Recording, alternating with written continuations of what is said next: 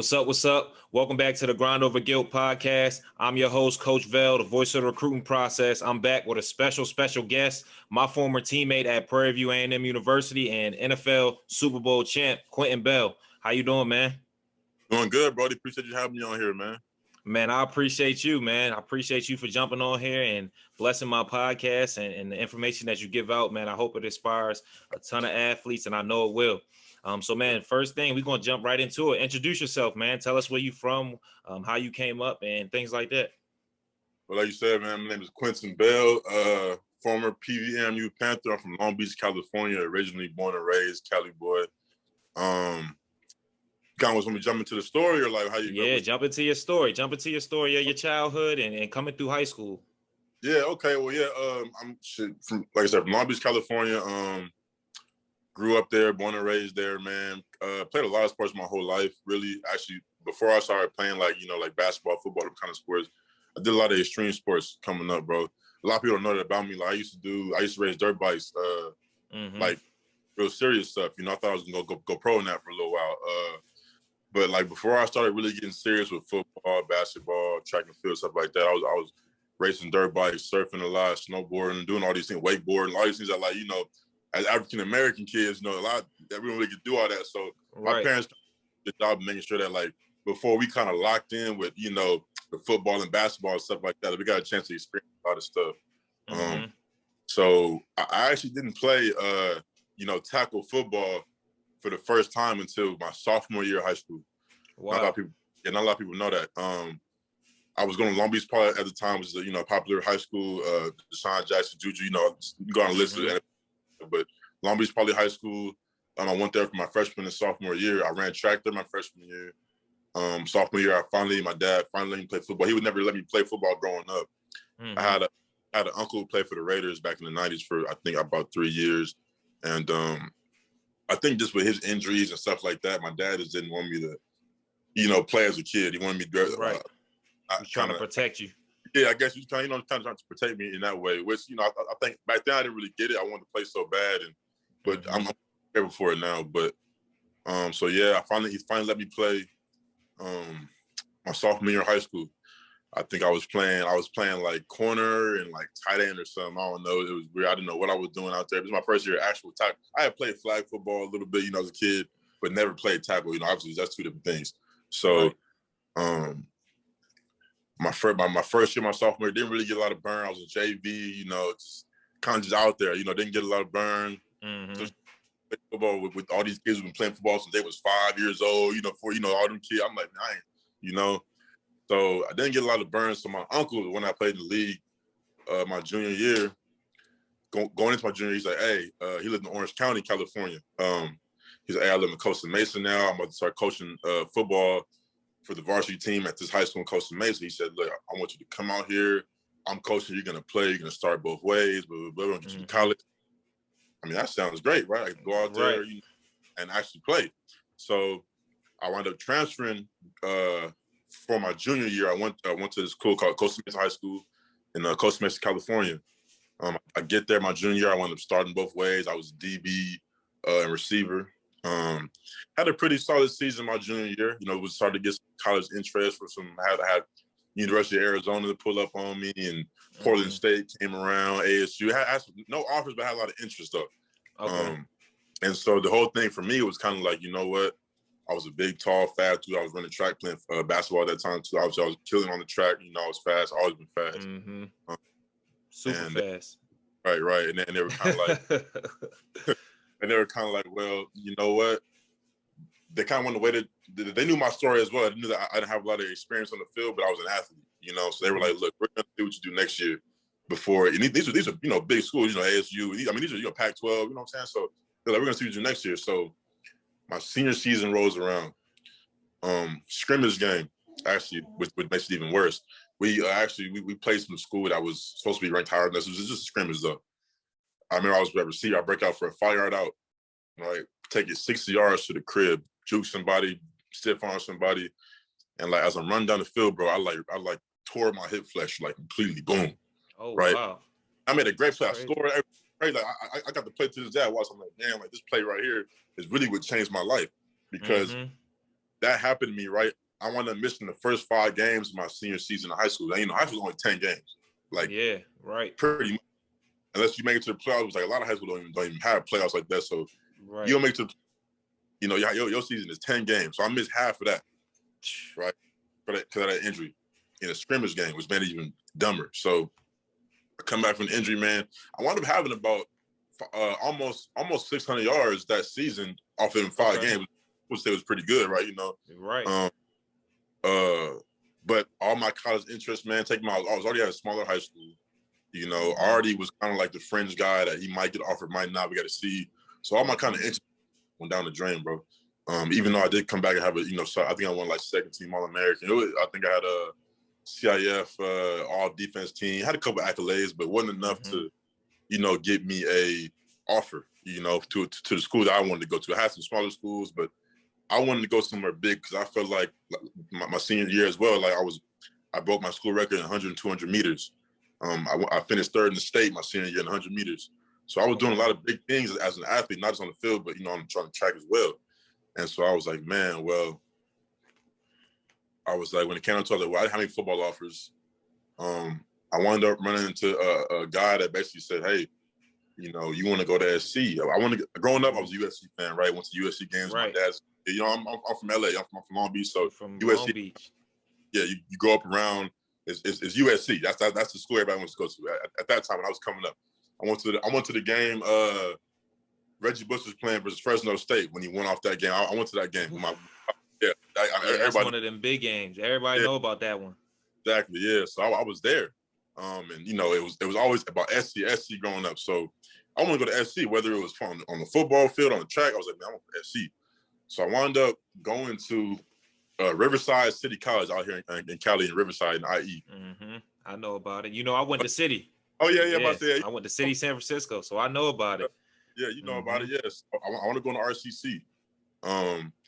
And I didn't play ball. I ran track there for 1 season. I finished pretty good. I wound up finishing. I was top 10 in the state. I can't remember 100%, but I was top 10 in the state on my events and had some really good times. And I've always been fast, so I got some good coaching there. And things were going pretty good. I wound up not running the time that I needed to get to SC. They were like, it was like a couple points off. Like, look, you run this time, right? We'll get you in. So I think SC stay there another year, and a little bit better, and then go there the next year, right? Because you get 2 years of JUCO. Yeah. So I'm like, okay, well, I'm like, man, I don't really want to stay here. Like, I didn't want to be in JUCO another year if I didn't have to. Of course, nobody does, man. I went JUCO too, so yeah. And I had to stay the full 2 years, so I understand, man. Yeah, you was playing football. I was running track, right? Where and taking I was still in Cali, so it wasn't like I was at home too. So I know for you, it was like, bro, like you weren't even at home, so you already know the. It's right. A lot of JUCO.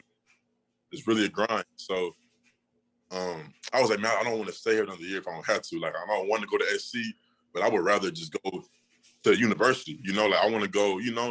So I was like, okay, well, I actually had some interest from Alabama, bro. Roll Tide.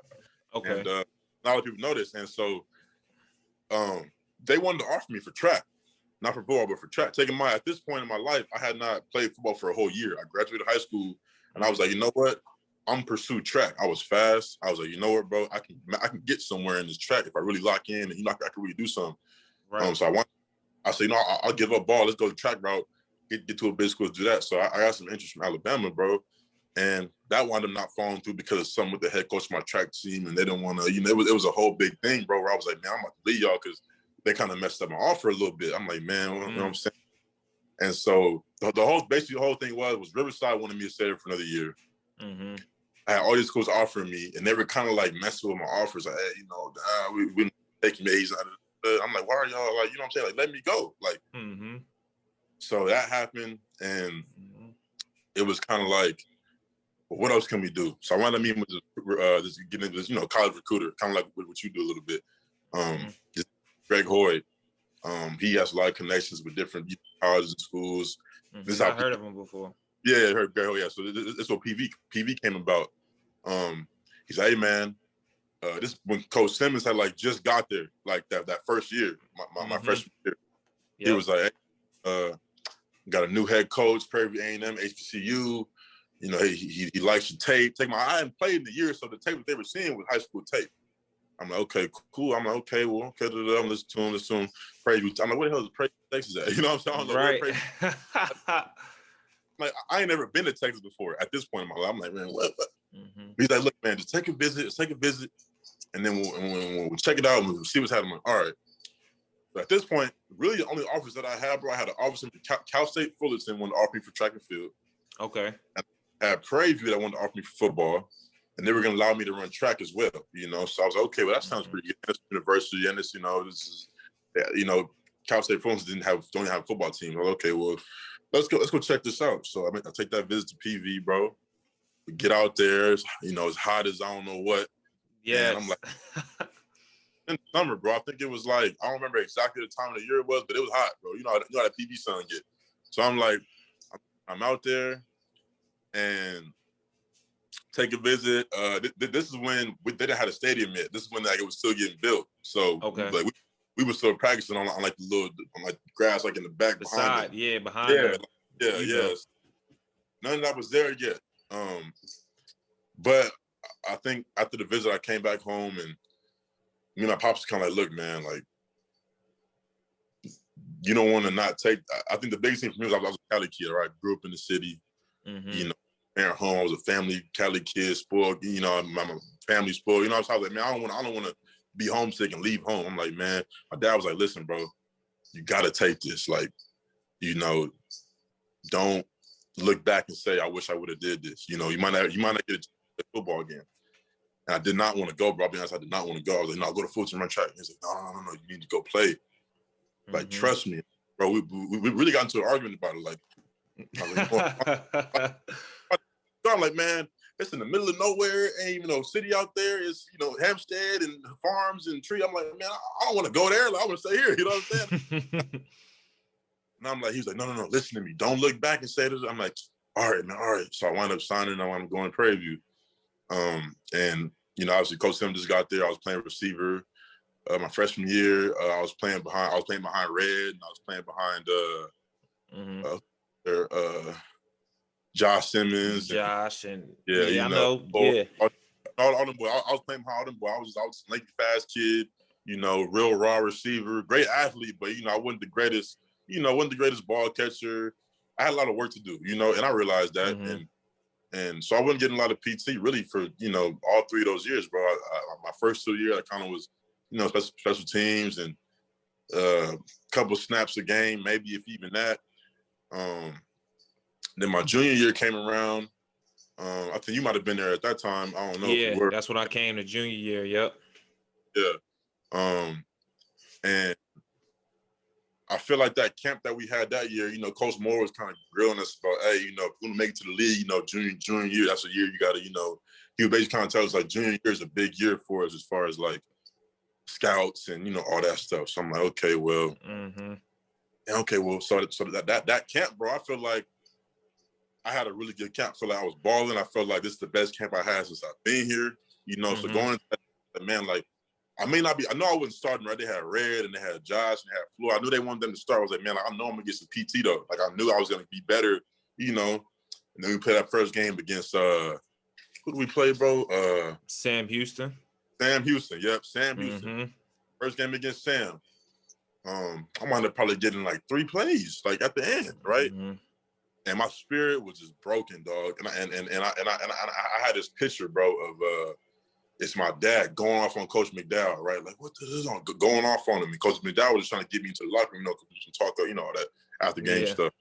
And I just got my head down looking like this, bro. I'm just like broken, like over, like like. We all been there before. Yeah, you always said like that, kind of like that moment you had where it's like, okay, like I see how this season's gonna go, and it was kind of like I'm thinking like, man, what am I? I didn't know what I liked in life besides football. I'm like, man, all I know is I want to do football. I don't like school. I play and I play football. That's all I know I want to do. And I was like, man, like this is why I came to Prairie to play football. And this is my 3rd year here now, and football ain't went good for me yet, you know. So I was kind of like almost in kind of like a depressed state where it's like I don't know what I'm gonna do with my life, like. And not a lot of people know that. You know, I try to tell my family about it now, but like back then I kind of held it in because, you know, I had my little brother coming up. I know he looked up to me, and I tell him a lot of times today, bro, like, you really the reason why I'm here, because I wanted to quit so many times, bro. But I had my little brother come up, and I was like, man, I'm not gonna let him see me quit, bro, because I want him. That's okay. It's not okay. You know what I'm saying? As much as I in the early years, I'm like, man, I can't quit because my little brother watching me, bro. Right. So, but yeah, just like I look at that picture sometimes to this day, I'm just like, man, like the feeling I had that day, it was just crazy. My dad going off on Coach McDowell. When in reality, it wasn't even Coach McDowell's fault. You know what I'm saying? Right. You know what I'm saying? Right. He was all that. But you know, my dad didn't understand that. But anyway, so obviously we had that season. And after that year, bro, I think I had 1 touchdown that year.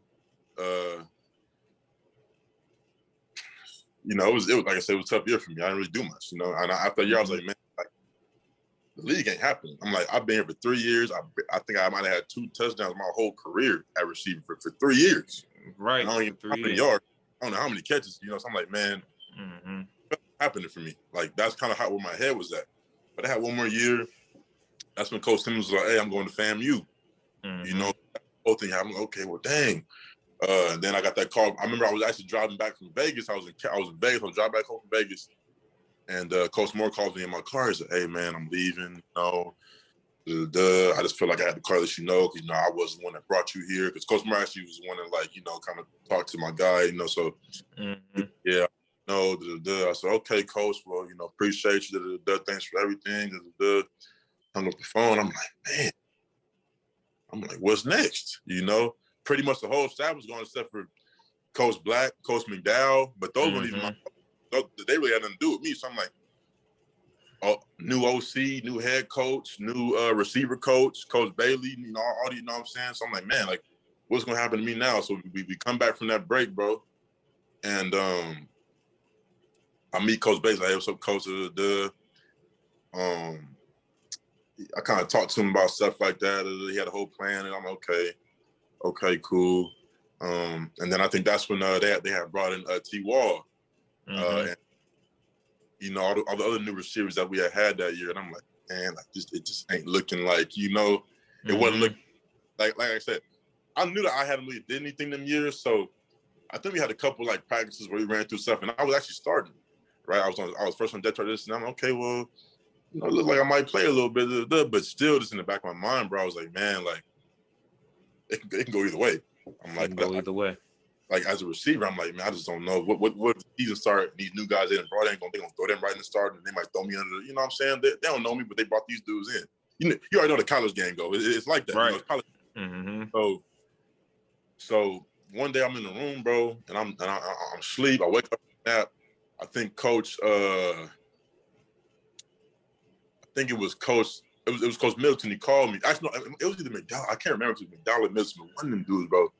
I was half asleep. They called me and it was like, "Hey," I'm like, "What up, Coach? What up?" He's like, "Hey, man, how you? Yeah, you ever thought about pass rushing on 3rd down?"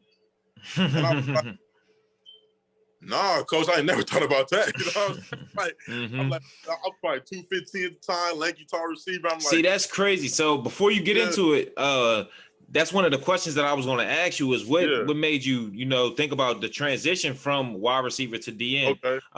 So I mean, keep continuing because this is right on answering that question. So yeah, what made you think about that transition?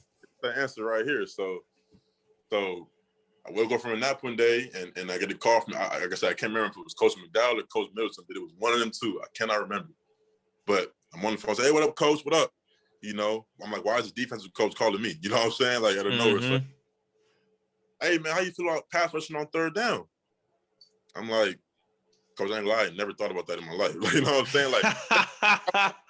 Like, I played defense in high school. You know, everybody played both ways in high school. You know what I'm saying? That's what you do. But as far as college, bro, I hadn't played defense for 3 years, bro. Like, so I'm like, defense wasn't even on my mind. I'm like, okay. I'm like, I ain't gonna thought about that. Coach said, "Well, look, man, we want to have a talk with you." Him, Coach Middleton, and Coach Mills, bro, the DC is like, "Yeah, we want to have a talk with you. Just please come in here. Look, we ain't making decisions. Come in here, hear us out." I'm okay with. I mean, look, what's gonna hurt? I'll go in there and talk to him. Whatever, you know, whatever. Right. So going up, y'all. going there. And they basically kind of like, look, man, your athletic ability is, crazy. Like it is. It was. Right. Super fast. I wasn't like, slow at the time, but they said your frame has so much more in it. I was probably 215, but there's like your frame has so much in it. You can add so much muscle to it. You're super fast. You're athletic. There's like, and what kind of got me, bro, it was like, look, at receiver, there's 1,000 other guys out there that are just like you, right? There's a lot of tall 4'3", 4'4" dudes at receiver. That's what receivers are. He's like, but you come down to D-line outside backer, you're one of a kind. There's no one. That's facts. And I'm like, then that makes sense. Cause I mean, I'm big, I'm tall, I'm fast, but there's like a lot of other dudes out here that are big, tall, and fast. Every receiver in the league is big, tall, and fast. You know what I'm saying? Mm-hmm. I'm like, that makes sense. And he's like, listen, man, I believe that you come down here. Now, take him out. We had a 3-4 package. We really were a 4-3 team. We had that crow package where I stood up, but really, so he's like, look, you come down here, you play DN. And this before spring ball started. You come down here, you work off, play DN. You go to to the season. You get this many sacks, this many type of. He was like, I think you'll get a shot. I'm like, Coach, that's only 1 year. Like, these dudes, they, we watch all the draft stock, all that. They've been recruiting these dudes since freshman year of college, like freshman film, sophomore film, junior film. I'm like, Coach, I don't got none of that film. Like, that's right. It's gonna be this year, or and that's it. He's like, no, listen, this is what I'm saying. You have a chance. Khalil Mack, this is what he's talking about, Khalil Mack and Von Miller and all this. He's telling me all this stuff about these guys. And like, man, they making big money and and they have kind of stories like you and this and that. I'm like, I was on the fence about it, but I'm like, man, like, this is like, that's not a small change, bro. Going from receiver to a DN. Nah, that's a huge change. That's a huge change. Yeah, maybe like receiver to DB will make more sense, or receiver to maybe even like safety or maybe safety. Even, but to DN, it's like you don't ever hear that, bro. So I'm like, Coach, I don't know, because like, listen, man, right now you can make some money. I believe that if you stay at receiver, it's gonna be a lot harder for you to make money. So you come down here, trust us, we'll get you right, do what you got to do, and we believe that you'll get a shot in the league. This and that. All right, well, let me go think about it, man. So I remember I called my pops that night after that conversation. I said, hey, Pops, I explained to him everything that was going on. He was honest. He was, I think you should do it. I was like, well, why? He was like, well, what they said made sense. Really, what they said made sense, bro. And at the end of the day, the reason why I did it is because I was like, I have nothing to lose. I said, either I stay a receiver and I have another doo-doo, boo-boo season, right, not doing nothing, or I go to defense, and what if I do pop off? What if I do go sacks and, And I said to myself, I said, if I don't do it and I stay a receiver and I have another trash season, not doing anything, I would feel like, man, I should just try that. I said, I like, you know what? Let me try this. If it don't work out, but at least I tried it versus me like, man, I should have tried it. You know what I'm saying? So you know what? I'm gonna do it, bro. And I want to stop you right there, because that's a valuable lesson in life, period, not just in football. Because a lot of athletes I talk to, they stuck on being at one position. They stuck on just doing it this one way. And when in reality, you might have to switch it up. You might have to try different things out, and you never know the end result. And I want to say, man, that's a great mindset that you had, because from day one, I was there. I was playing quarterback. So I felt the wrath every day. Every time I dropped back, we knew, like, hold on, we got to find Q Bell coming off that edge. So from day one, as soon as you switched, it was like he should have been playing this all his life. Like, bro, it was like it was something that you should have been doing, So man, it was crazy. And I seen the journey. And that's the great thing. That's why I wanted to bring you on here too, is because, man, your journey is something special. And a lot of kids have that same journey to where they're stuck. They want to play quarterback, but quarterback isn't working out for them. And they don't want to just try another position, or they're playing DB and their coach is asking them to play running back, but they don't want to try it out because they played DB all their life. So try new things. And any opportunity that comes, take advantage of it. And because look at you now, bro. You went from 3rd, 4th string receiver to NFL Super Bowl champion. drafted in the 7th round, pick number 230. Got drafted off of 1 year. You get what I'm saying? So it's possible. Anything is possible. You just got to put the work in.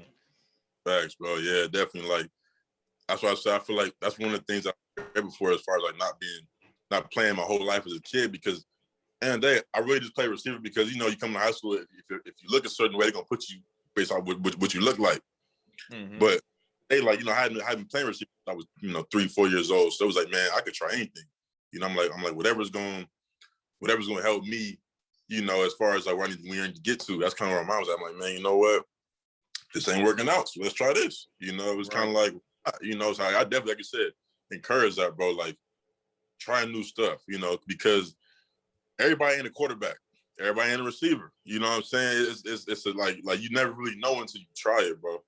And honestly, I'm just blessed. Like, excuse me, like, I want to say I kind of got lucky just in the situation that I was in, where it was like I had my family and people, but I had like Coach Middleton and Coach Miller and Coach McDowell, like they was behind. First start.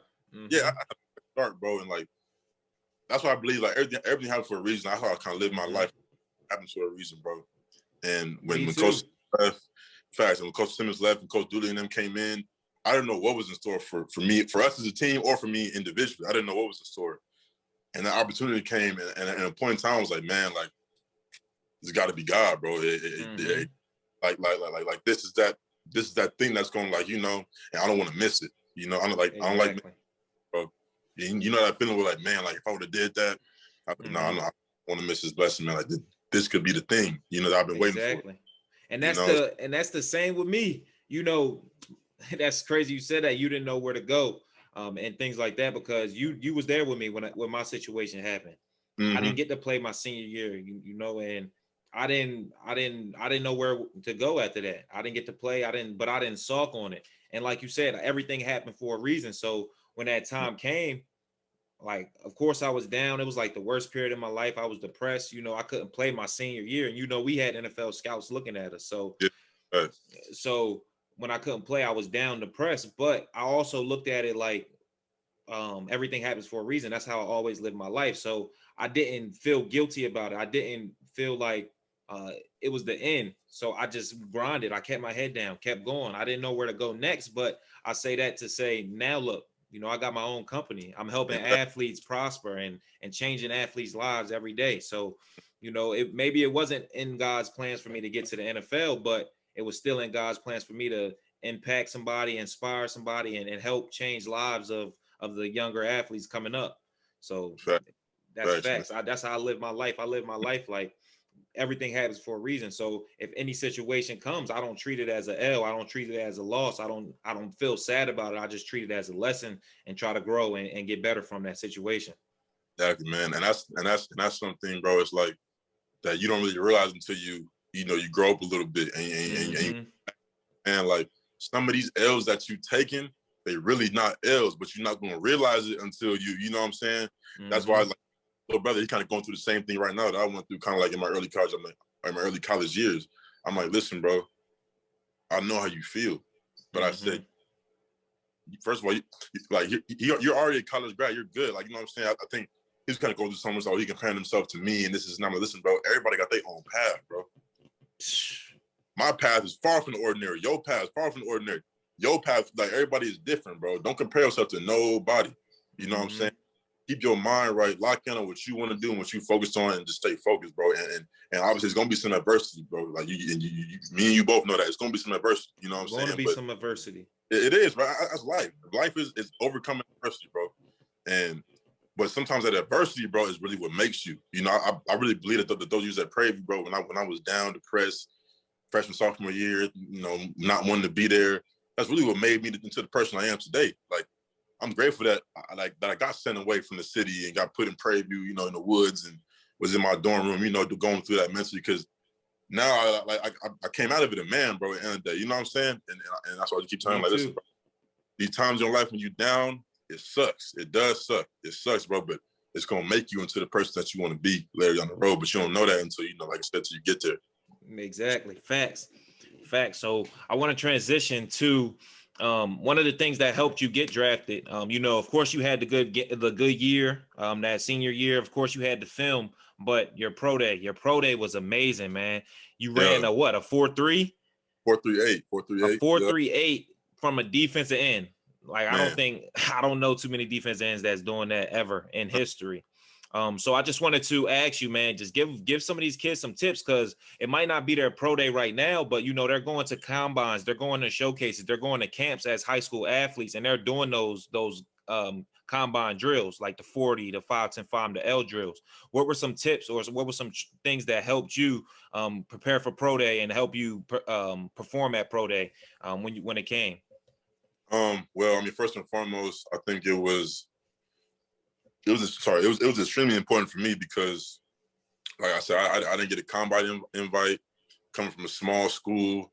So it was like getting drafted was like, my agent told me, she was like, man, look, it could possibly happen.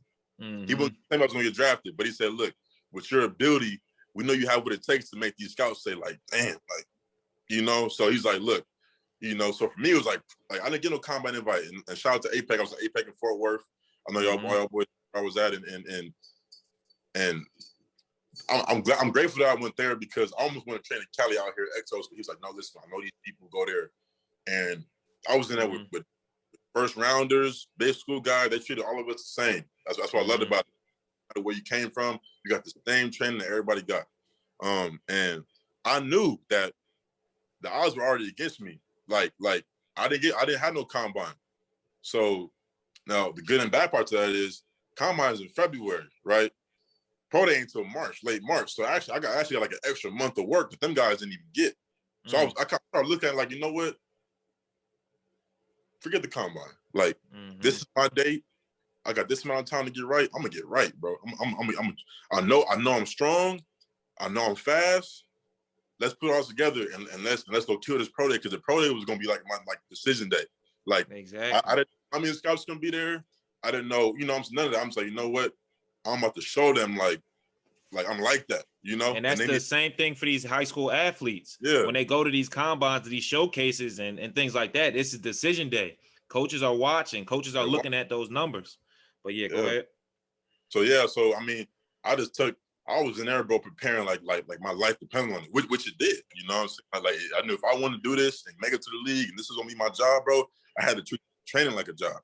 You know, I wasn't out there in Dallas turning up, and I was out there locked in, bro. And a lot of guys I was with, you know, they knew they was going first round or maybe late round. Bro, I got drafted over some guys I thought was gonna go way higher than me. You know, but I saw how them guys was working. And they, you know, them guys, agents giving them money, you know, it's a lot of stuff that can like make you not lock in, bro, you know? Now, small school kid, I didn't have nobody give me money, big money like that. I wouldn't buy no cars pre-drive, you know? I was in there with my PV gear, just grinding, bro. I went in there, I might have been 225 that first day. You know, after that season, you know, you lose all that weight. I came out of there 240, solid 240. You know, y'all saw me at pro. I came out of there, you know what I'm saying?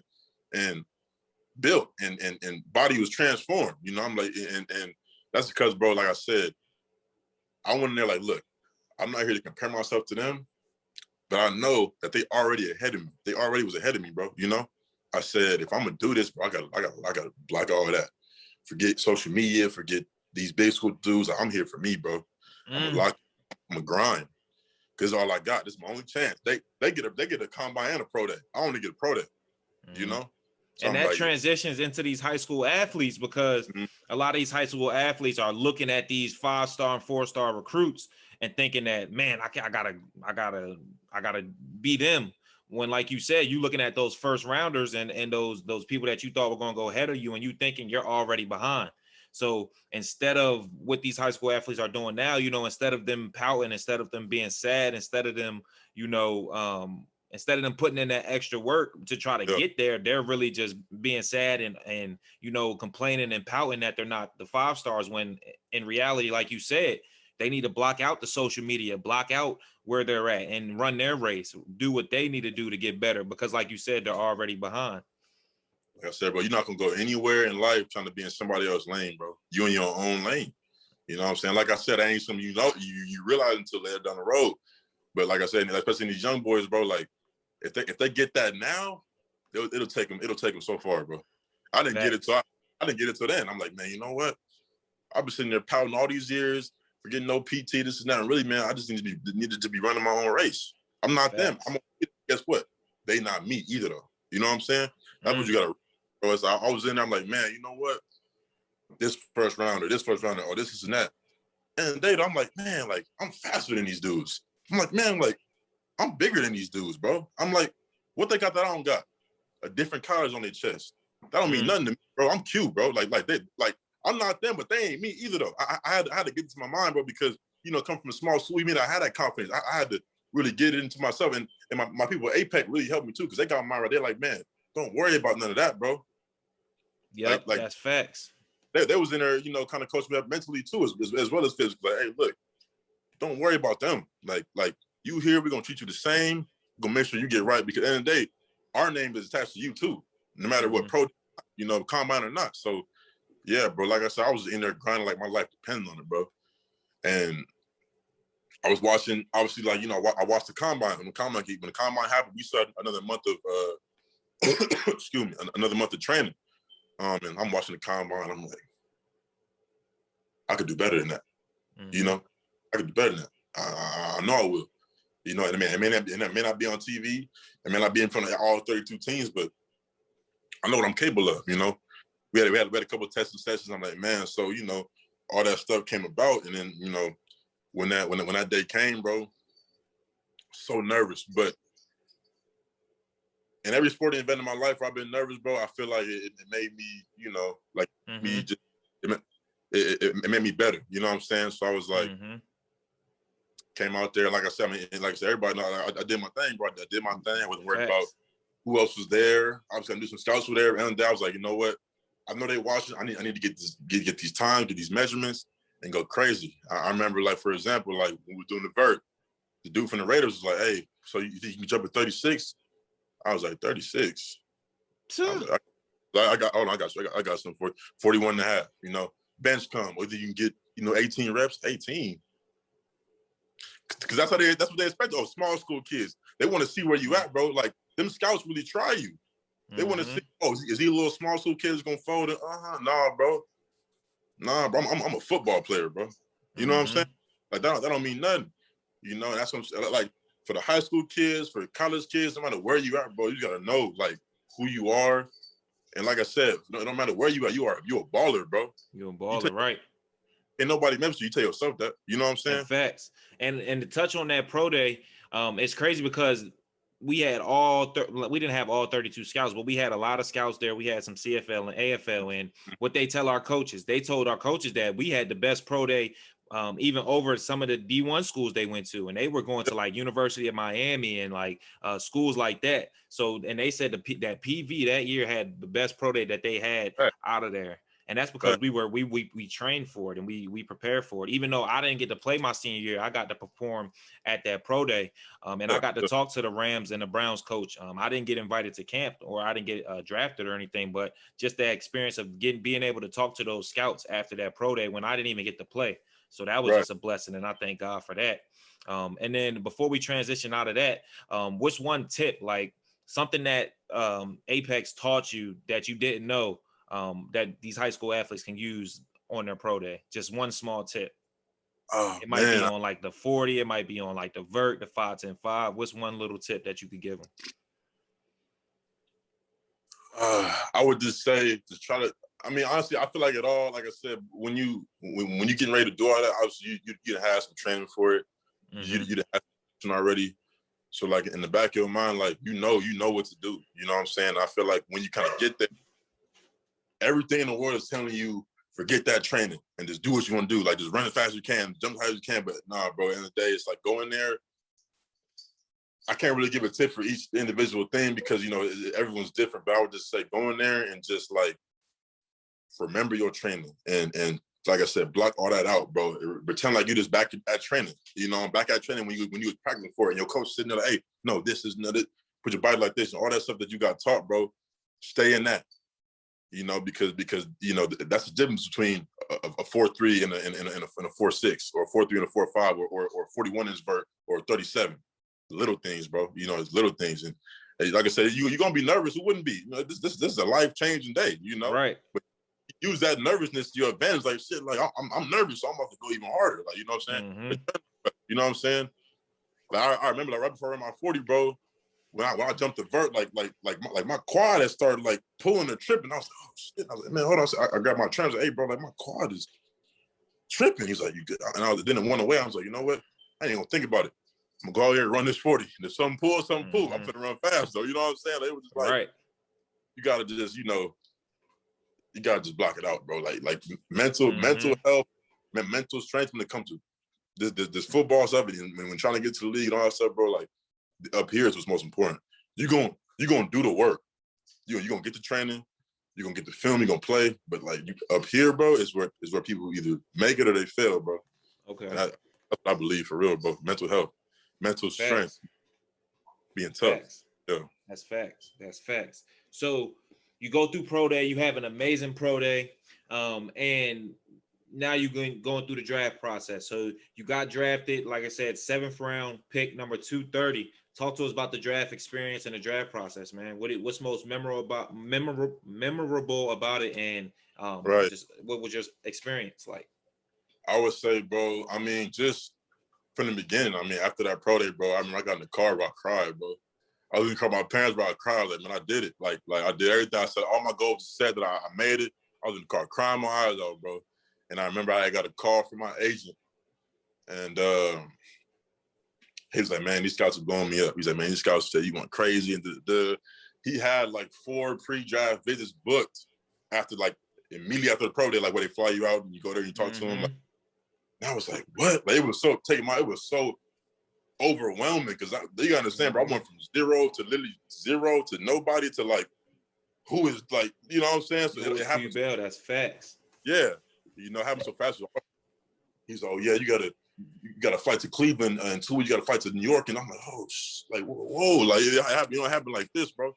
And I was like, man, so I want, you know what I'm saying? I went through that. I flew to Cleveland. I flew to Oakland. I flew to the Jets. I forget whose other team. It was one of the team I flew to. I can't think of it right now. But like I said, I was going through all that process, and you go there, you talk to the, you know, position coaches, and I ain't gonna lie, that process, it's a lot, bro. It's a lot. I remember I went to Oakland, the team who wound up drafting me. I was in the same group, Devin White, who's my teammate now, which is funny. Montez Sweat, Josh Allen, outside linebacker for the Jaguars, was there. Chauncey Gardner-Johnson was there. I was on the same visit with these dudes. I came in, I had my suit on, suit and tie, fresh suit. My dad just got me for the draft. They was in there in Nike sweatsuits and all that. We first rounders, so yeah, they weren't trying to. I came in to impress. I'm like, man, right. And then they like, at first I was kind of like, damn, I'm doing all this to that, but like, you got to realize where you at. At this point, ain't about pride at this point, bro. It's about this. It's not. It's business now, bro. It's like, hey, forget them, bro. Be you. I remember I had a dinner with John Gruden and the whole Raiders staff, bro. And John Gruden says, "Hey, Q Bell, like, I like you too. I like you." And it's funny, after they dropped me, my agent was like, "Hey, man, that suit damn near got me drafted." Like, you know what I'm saying? Like, you never know. You just never know the kind of details that they're looking for. You know, that they know you athlete, they know you this and that, but what sets you apart? You know, so I'm glad. And just to stop you real quick, because everything that you're saying and everything that you're talking about is relating from the draft down to high school. Mm-hmm. It's just like you getting recruited from high school. The way you talk, the way you dress, the way you carry yourself, your character, your integrity, all of those things help you get recruited in high school. So it's crazy that same type of recruitment from high school helps you get drafted with John Gruden, and from the things that you wore. You get what I'm saying? How you talk and how you presented yourself in that situation. A lot of high school athletes don't get that. You know, they're on social media, you know, cussing, fussing, smoking, drinking, throwing up gang signs, having guns, and they're not realizing that that's the reason that they're not getting recruited, is because the way that they're portraying themselves and carrying themselves. So that's something that's super important. I'm glad you said that, and I didn't even know that. That's a crazy story that, you know, that suit helped you got drafted for real. Yeah, no, it's like it's that's the biggest thing, bro. At the end of the day, college and high school. I mean, I'm sorry, not high school. College and the pros are different, but they're very similar, bro. They might not be paying you directly in your pocket, but that scholarship is money, bro. They're paying you to come to the school. Fact. You know, they're not going to give no money to somebody if they don't feel like they can trust as a player, but as a man as well. You know what I'm saying? Like you said, if you're on social media looking crazy, if you know, excuse me, you know, aren't doing things you ain't supposed to do, why would they pay you? Just like in the league, they paying dudes up in the league big money, bro. They're not going to give you them. First of all, ain't nobody giving anything. You got to earn it. They don't get nobody no millions of dollars if they ain't, you know, that they ain't feeling like, well, dang, bro, like, I don't know if we could trust. He kind of crazy dude. He do too much on social media. They're not gonna pay you, bro. There's too many guys out here that want your spot that's willing to do the extra stuff that they could go find in a second. That's what I tell my clients and my athletes all the time. Exactly, bro. So when you get your opportunity, if you're blessed to even get an opportunity to even talk to a coach, you know, that's a blessing. No matter what level, D3, D1, D2, man. I didn't play with dudes from schools that was worse than Prairie View. That started NFL starters making big money, you know. Where'd you go? Mid-City, Valley, wherever. They start in the NFL. It don't matter where you go, bro. You know? So I feel like a lot of kids too, they want to be the D1 and the 5-star. Bro, all them dudes don't go to the league. Everybody that play for Alabama right now ain't gonna be in the league, bro. You know? It's 50 of them that sit in the bench right now. That's not even playing. You know? So it's like, don't think that, just because I go to Alabama or I go to Clemson or I go to USC that, I'm guaranteed. Ain't nobody guaranteed, bro. I can name a list of dudes that I got drafted over. And did I think I was? Nope. But I did. You know, whatever. You know what I'm saying? So like that all correlates, bro. It all correlates just the way you carry yourself and all that, bro. It's huge. Like I said, and you don't really realize do it. I'm going on these visits, bro. With all these, first rounders, second rounders, I'm knocking around here in a suit, and they like they're all in sweatsuits. I'm like, man, am I doing too much? I'm like, no, I ain't doing too much. I'm trying to get paid. I'm trying to get paid. You trying to make the spot. You feel me? So it's like, man, I'm gonna do what I got to do. It is what it is. So, that's facts. So, what was your favorite part about the draft process? I would say. There was a couple. I would say like the traveling was a big one. Going to places I had never been. Never been to Cleveland. Never been to New Jersey. You know, so it was cool to see all these facilities, bro, and to even be in the NFL facility as a prospect, bro. Just felt like you know my story. Coming from where we came from, and all the grind and all the, you know what I'm saying. It was just like, man, like I'm really like I wasn't even drafted. I wasn't even on a team yet, but it was just like I'm really doing this. Like I would get my mind blown every time I one-on-one. Like, man, this NFL team really flew me out here. Like that was mind blowing in itself. I'm like, man, this is crazy, bro. Like they really flew me out here because they might want to draft me or pick me up. You know, I'm like, man, this it was just crazy to even think that. And so I think just that feeling, bro, of just feeling like, you know, not like a nobody anymore. Not like, man, like I said, I had some low points, bro, when I was playing receiver, man, feeling like a nobody, feeling like, coaches didn't mess with me and I wasn't getting no PT. I wasn't going to do anything with football. To now I'm getting flown out by NFL teams as a prospect, talking to head coaches and dudes who I see on TV. I'm going in locker rooms, seeing these dudes who I follow on Instagram that I'm looking up to. Like, I'm standing at their locker like, bro, this is crazy. Like, you know, I'm like, man, like 2 years ago, asked me if I would have thought I would have been there. Nope. You know, so that was best for me, was just you know, earning my stripes as far as like having that good pro day, working my butt off for that.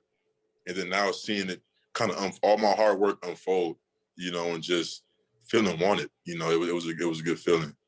For sure, man. That's crazy. Yeah. And that's definitely crazy, man. And so transitioning to it, you get drafted to the Oakland Raiders. Time go by, you're on the Tampa Bay Buccaneers, man, and you win an NFL Super Bowl, something that it's a short amount of people in this world that get a chance to experience a Super Bowl. So talk to me about that Super Bowl experience. Talk to me about the whole week, the weekend, the experience, man. Tell us about that. Man, well, I mean, I think it, like life right now still feel like a dream. Like it feels like a dream, you know. And I think that like when we won, bro, and I'm just on the field and like I'm touching the Lombardi, bro. Like the Lombardi. I ain't never won a championship in anything, bro. So my first, like, I think you got a couple rings, right? I don't have any rings, right? So I'm like, man, like this is my first championship in sports ever in my life. So I'm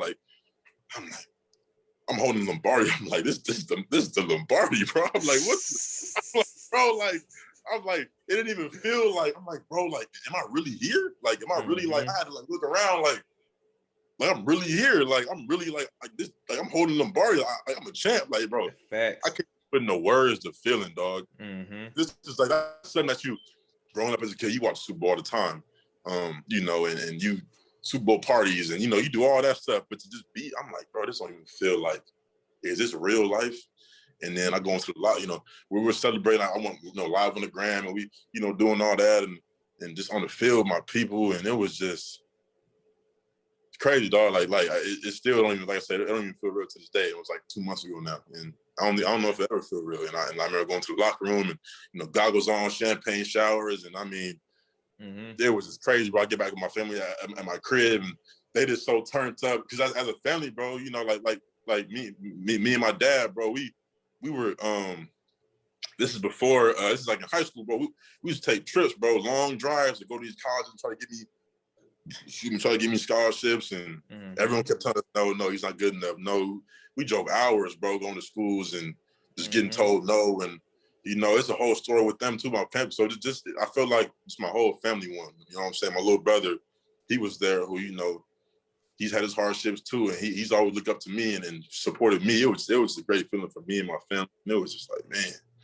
like, you know, and then like I said, my bros at Prairie View, like, you know, all them boys seeing, like, man, like seeing me do that, I'm like, man, like I'm here, y'all. Like, you know, like, I was just with y'all a couple years ago, grinding with y'all in the same trenches, man, in the same, you know. And we proud of you, bro, for sure. Man, it's all real, bro. It was crazy, bro. It felt like everything that I went through up until that point, and it's been a lot. Everything I went through, bro, was like, man, it was all worth it. It was like, you know what? If I could do all over again, I'd do the same thing to right here, you know. And we had the after party, like I'm on the stage with Migos, bro, and I'm like, what? That's like, crazy. I'm like, turning up with Gronk and Tom, and you know, head coach, everybody lit. Then the parade came, and we yo, I saw my video. I'm on the parade popping bottles and the whole city. That's what I was gonna ask too, man. Just tell us about that experience. Tell us about the parade, man. How was that experience? Yeah, bro, the parade. Honestly, that was probably the best day of my life, though. Like, obviously, winning the Super Bowl was the best day, but the parade. First of all, the whole week. Getting to celebrate it.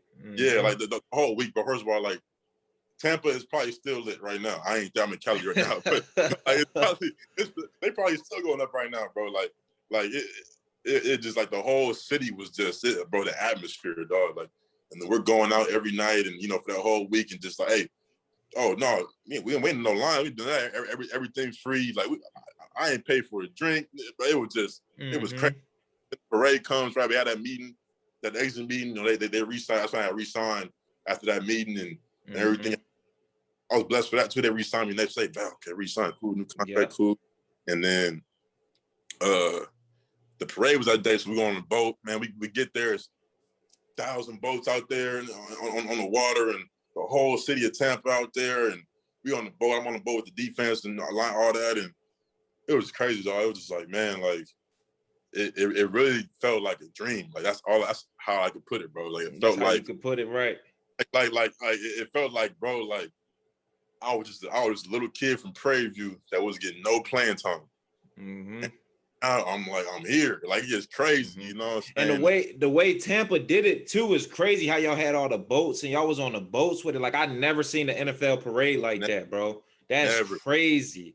When I was seeing your pictures and seeing you posting and just, you know, just watching it live, I'm like, bro, that is crazy. On the boat, you know, Tom throwing the trophy from boat to boat. Like, that's hard, bro. That is hard. Yeah, bro, it was so smooth. Like I said, that might have been the first time anybody ever did that. And it was, I had never seen so many boats, so many people lined up on the sides of what we was rolling through, bro. It was like, bro, I said it in one of my videos. I was like, man, like, I know nobody in Tampa went to work that day. Like, the whole city was out there, bro. It was insane, bro. And then after that, we got to like this little part where we were kind of like on the stage with the trophy and all that. And, we had another after party after that at this club, and it was just, I mean, that was probably the best day of my life, dog. Just like the atmosphere, the feeling,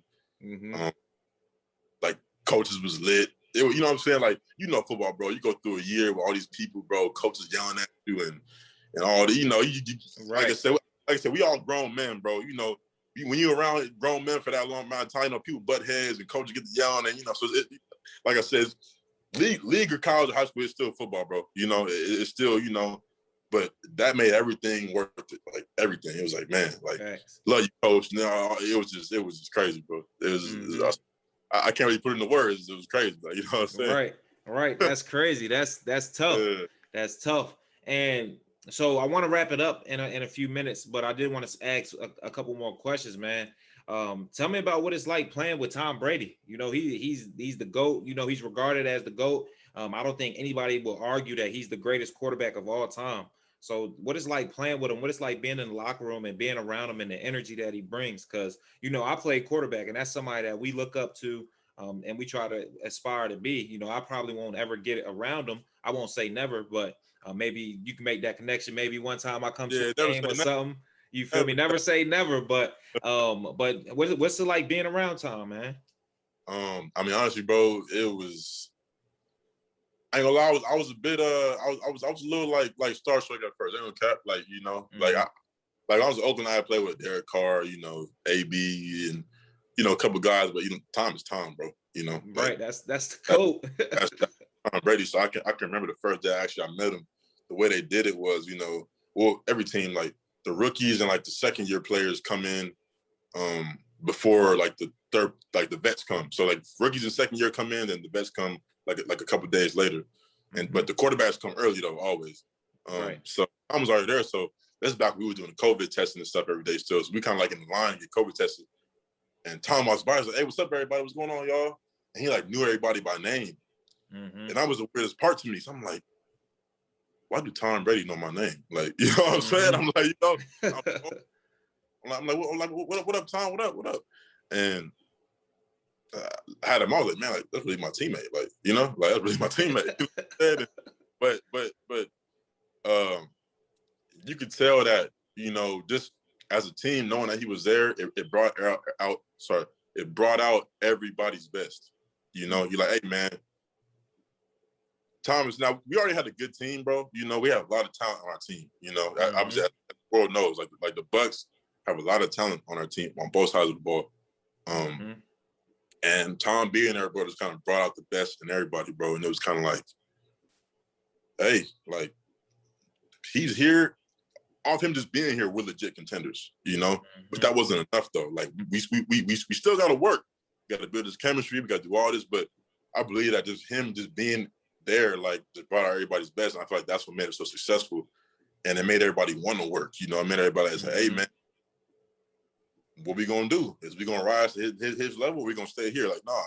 And Tom don't play that. Like, he gonna let y'all know, like, hey, if y'all ain't, hey, pick it up. You know what I'm saying? And like, so I'm not an offense, so I don't get as much of it. But you know, like, right, like I see it though. You know, I see it though. And but all in all, bro, great teammate, great dude, bro. Like, he's really a cool dude. Like, you know, you see Tom and you might think, I don't want to say I thought he was a square, but like, you know, you just don't think he's like as cool as he is when you meet him. You know, it's kind of like he's a real great teammate, bro.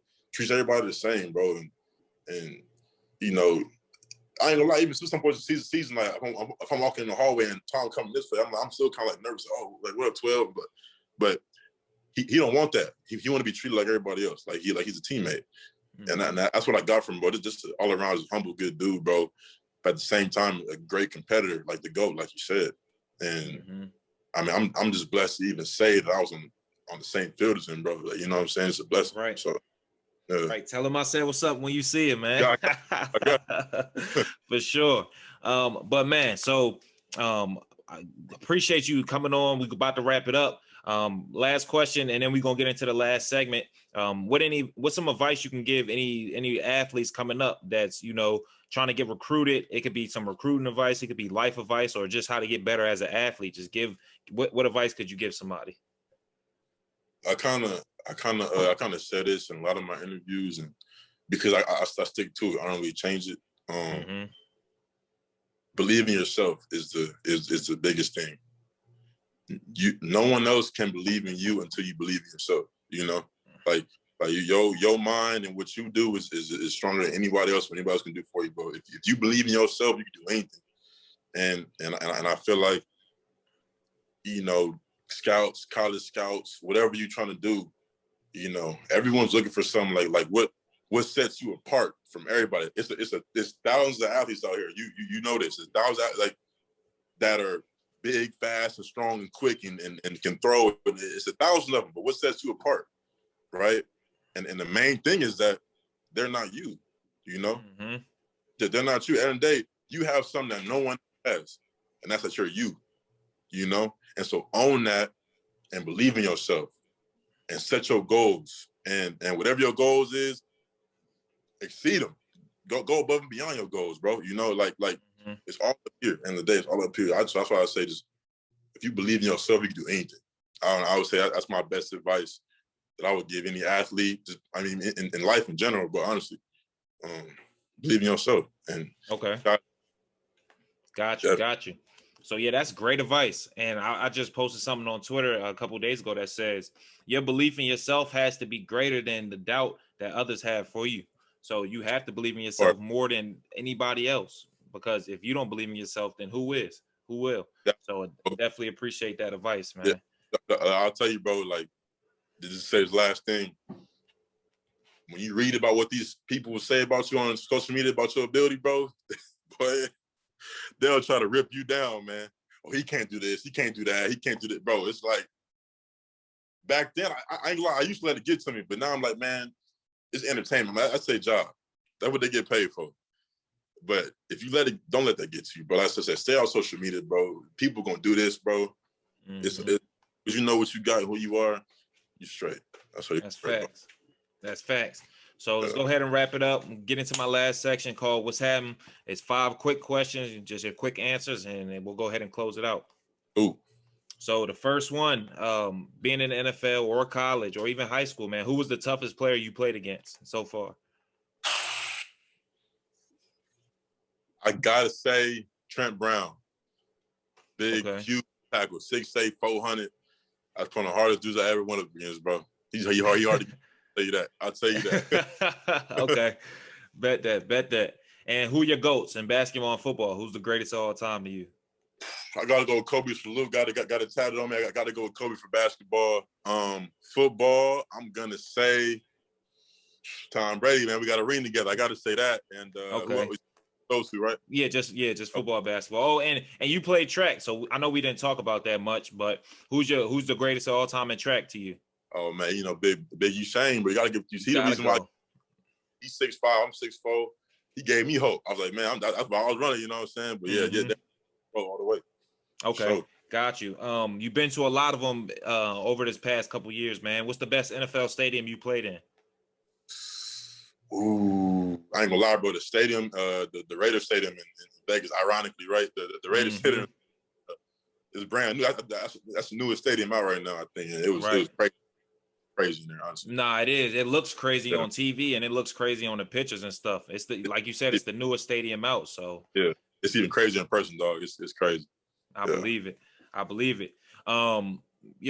What would you, if you could prefer it, if you could go back, I don't want to say change your journey or anything like that, but would you prefer to play receiver still, or would you, if you could keep the same journey, keep the same thing and play in the NFL, would you rather play the position you playing now or play receiver again? I want defense off rip. That's what I should have been playing my whole time. Okay.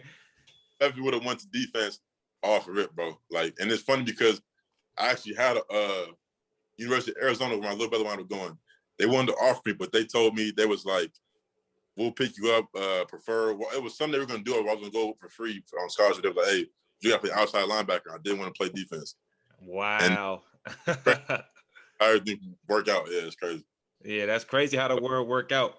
And then the last question I ask everybody this, man, who should I get on the show? And before you answer, if you know them and you can get them on here, you got to help me get them on here. So. Man, I'm gonna think, bro.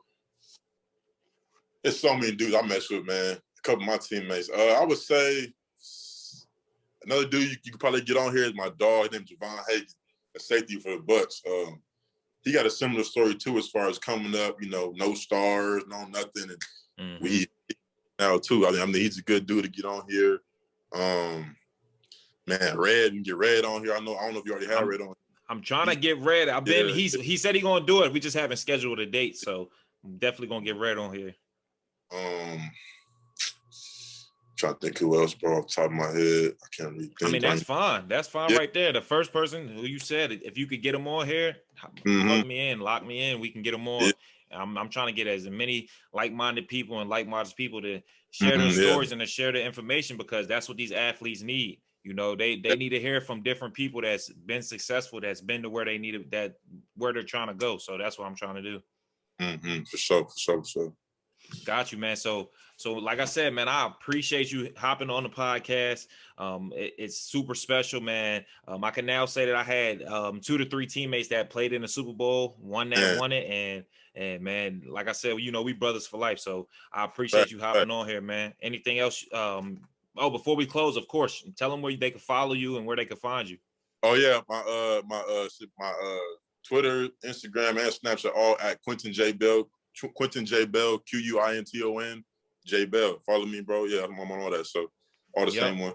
For sure. And y'all know, man, keep tuning in on my Instagram, Twitter, and Facebook and TikTok for daily tips, and go get the book, The Recruiting Compass, on crossandcrownconsulting.com. So, man, that's a wrap.